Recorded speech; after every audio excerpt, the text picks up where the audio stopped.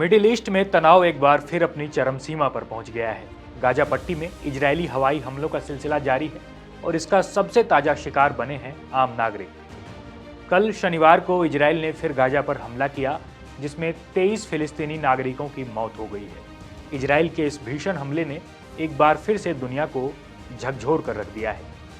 Israel अब न सिर्फ फिलिस्तीनी और गाजा को निशाना बना रहा है, बल्कि संयुक्त राष्ट्र के कई गोदामों पर भी हमला करना शुरू कर दिया है। क्या है यह पूरी खबर, आइए आपको बताते हैं इस वीडियो में। नमस्कार, मेरा नाम है जयदीप और आप देख रहे हैं India.com। दरअसल कल यानी शनिवार को इजरायल ने एक बार फिर गाजा पर हमला कर दिया। इस हमले में गाजा के कई मासूम लोगों की जान चली गई है। इजरायल के इस हमले में कम से कम 23 फिलिस्तीनी नागरिक मारे गए, जिसमें 3 मासूम बच्चे और उनके माता पिता भी शामिल हैं। इसके अलावा संयुक्त राष्ट्र के कुछ गोदामों पर भी हमला किया गया। गाजा पर हमला करने से एक दिन पहले इन गोदामों पर यह हमला किया गया था। इस हमले में भी 4 लोगों की जान चली गई। इन हमलों ने गाजा में मानवीय संकट को और भी गहरा कर दिया है, जहां राहत सामग्री की भारी कमी है और रसोई घर व सहायता केंद्र बंद होते जा रहे हैं। खबर यह भी आ रही है कि इस हमले में इजरायली सेना को भी नुकसान पहुंचा है। इजराइल डिफेंस फोर्स यानी IDF ने बताया कि गाजा सिटी के सुजाइया इलाके में तलाशी अभियान के दौरान एक विस्फोट में 9 इजरायली सैनिक घायल हो गए। हालांकि इजरायल का दावा है कि उसका यह ऑपरेशन हमास को कमजोर करने और बंधकों को रिहा करवाने के लिए किया गया था। अगर इजरायल और हमास के इस क्लैश में मौत के आंकड़ों पर निगाह डालें तो यह आंकड़ा भयावह है।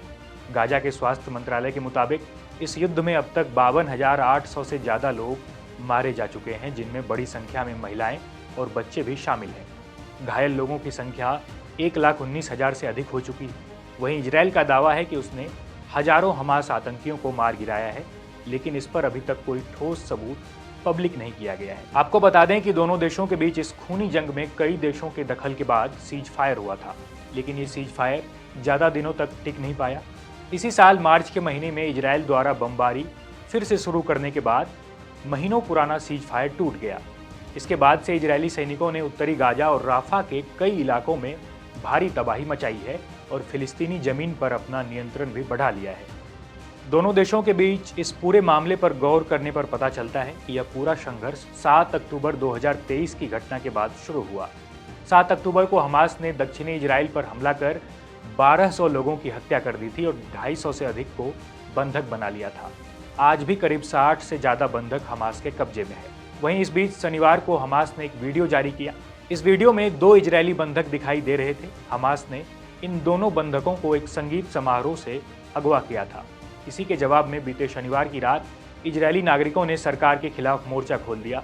तेल अबीब में सैकड़ों की संख्या में लोग इकट्ठा हुए और सीज फायर और बंधकों की रिहाई के लिए सरकार पर दबाव बनाने लगे।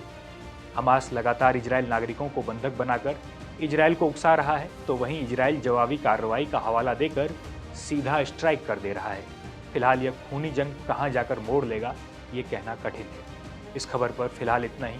देखते रहिए India.com।